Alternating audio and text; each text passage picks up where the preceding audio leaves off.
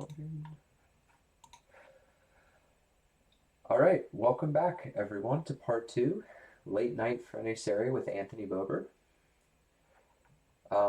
Now, in this video, we are going to be continuing from part one, and we're going to be calculating the Frenet-Serret tangent and normal vectors for our curve. So, yeah, Frenet-Serret.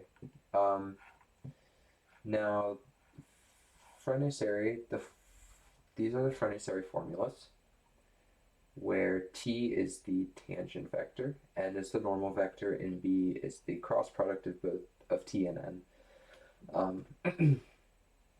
Now, one thing to keep in mind is that these are with respect to arc length, and we'll get back to that in a little bit. But these Frenet-Serret formulas are useful for us because if you remember from the first video, I talked about it a little bit. The way we want to make this this pipe, this wireframe pipe around our central helical curve is by finding the tangent vector, finding the normal vector, taking the cross product, and using the cross product and the normal vector as to make a plane that's perpendicular to the curve. And I think there's a really good picture of that right here. T is our tangent vector, n is our normal vector, and then b is that cross product.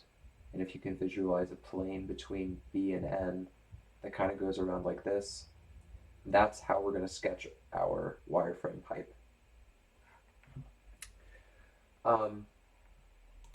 So I'm actually going to start by, well, something to keep in mind is that these are with respect to arc length, so it makes it a little bit tricky for us.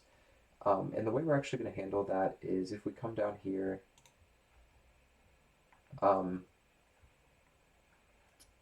the formulas above are for the curve being given in terms of arc length. But we're actually going to be using these. Suppose that the curve is given by RT, where the parameter t need no longer be arc length. So we have the function for our curve, and what we're going to do is to get the tangent vector, we're going to take the derivative of that equation for the curve, divided by the magnitude of the derivative. And then for the normal vector, it will be the same thing, but for the tangent, we will take the derivative of the tangent vector, and then take them divided by the magnitude of that tangent vector. So first things first, we need to get the derivative of our curve. So the first thing I'm going to do is I'm going to actually define our curve as a function. So it's going to take in t, r, and mz.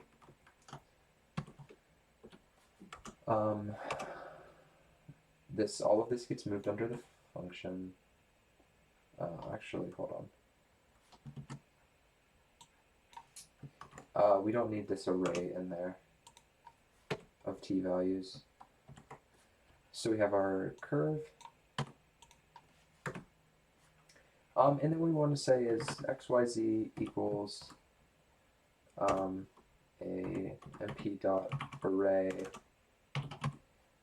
of x, y, z, and then we want to go ahead and return x, y, z. And then for any point x, y, z is equal to our function curve for points with t, r, and mz specified.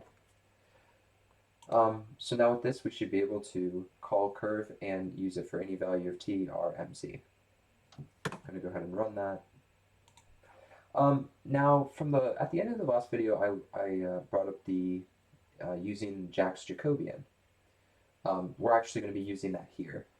We're going to be using the Jacobian to the Jacobian of the function of our circle is actually going to be the tangent vector. So we'll just say Jack for Jacobian equals Jack's Jacobian for curve. And then we should be able to say Jack and then specify our t, and I'm going to say t as 0, r, mz. We get some errors.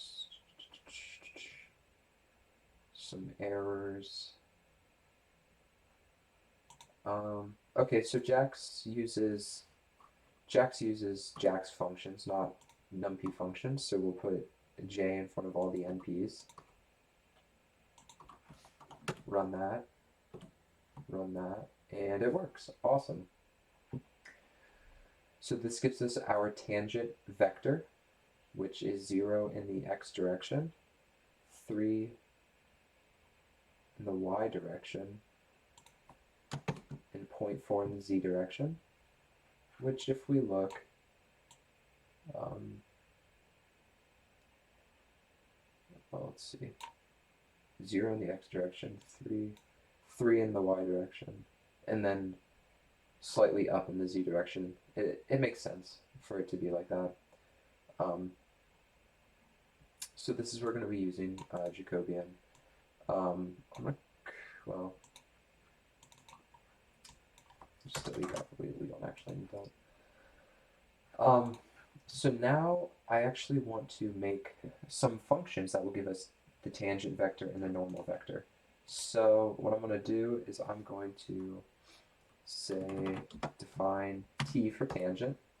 It's going to take in a t, an r, and an mz. And it should calculate the Jacobian of our function based off of those parameters. So we'll call it v for vector equals, what we'll say here is Jacobian for the tangent is equal to the Jax.Jacobian of our curve.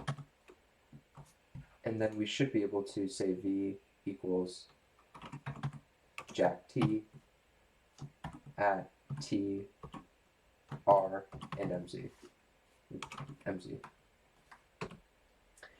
And then what we want to do is calculate the magnitude of that vector, the magnitude of v. And fortunately for us, Jax has a function that just straight up calculates the magnitude for us. So we'll say magnitude equals, I believe it's JNP dot linear algebra dot norm.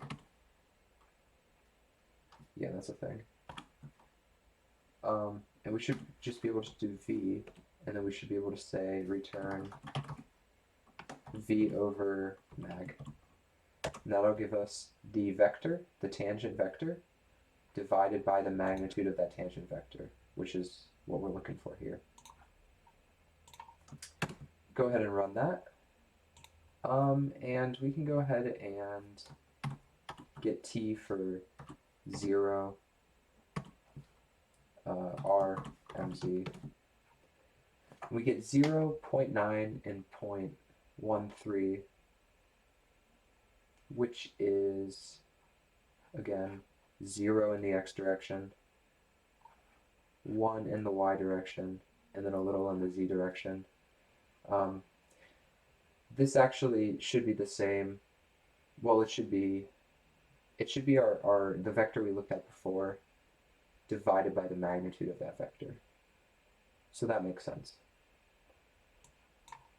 So this is our tangent vector at any point for t. So I could put in 5 there, and it'd give us the tangent vector when t equals 5. So we can use this for any point on the curve. So now what I'm going to do is we want to do the same thing for the normal vector. And the normal vector is going to be the exact same process. The only difference is that instead of doing the derivative of the um, function of the circle, we're going to do the derivative of the tangent, or the derivative of the derivative. So what I'm going to go ahead and do is actually just copy this all down. Okay.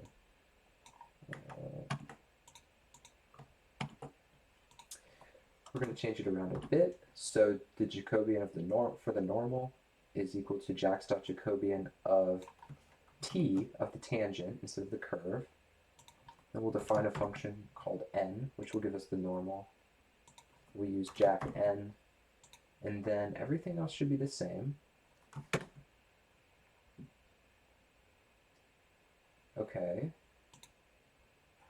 And now if I were to say n for 0, r, mz, -1, 0, 0. So this should be the normal vector, and if we look at it, the normal vector should start at this point down here and point towards the center and only towards the center. So -1 in the x direction, 0 in the y direction, 0 in the z direction. That makes sense. That's what we should be looking at.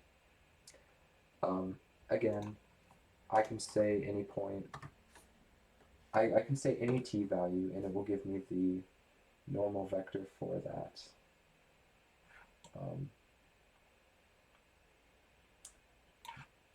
And then also something to consider is that no matter what t is, the normal vector should always have 0 for the z value.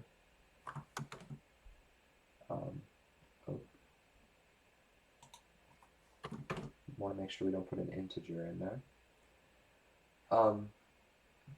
And yeah, I mean, this is still 0. And the reason for that is because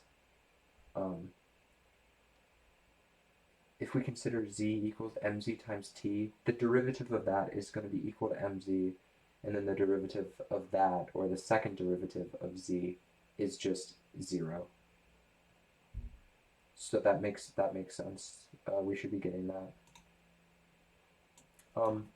So looking back at the Frenet-Serret here, we now have a way to get the tangent vector at any point t on the curve, and we have a way to get the normal vector, vector n, for any point on the curve, which means that we can take the cross product of those two and get b at any point on the curve. So we're going to be able to take the cross product of this and get a perpendicular plane at any point along the curve. So now what I'm going to do for this is I'm going to put this all inside a function. So shift. And I'm going to call this Frenet. It's going to take in a function f. And I want it to return t and n.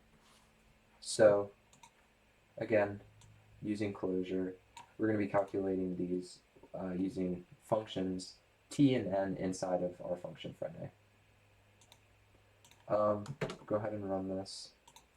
So now we should be able to say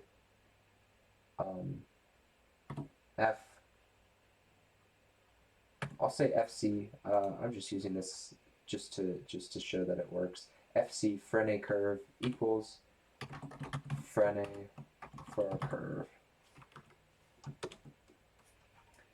And then we should be able to well, this should return t and n. So I think we need tangent. I think we need this to be tangent and norm. And then we should be able to say tangent at 0 r mz. Yep, and we got the same thing we were getting before.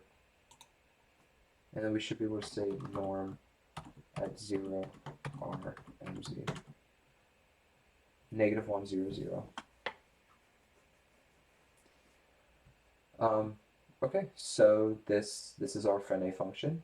And for any value t, it will spit out the tangent vector and the normal vector.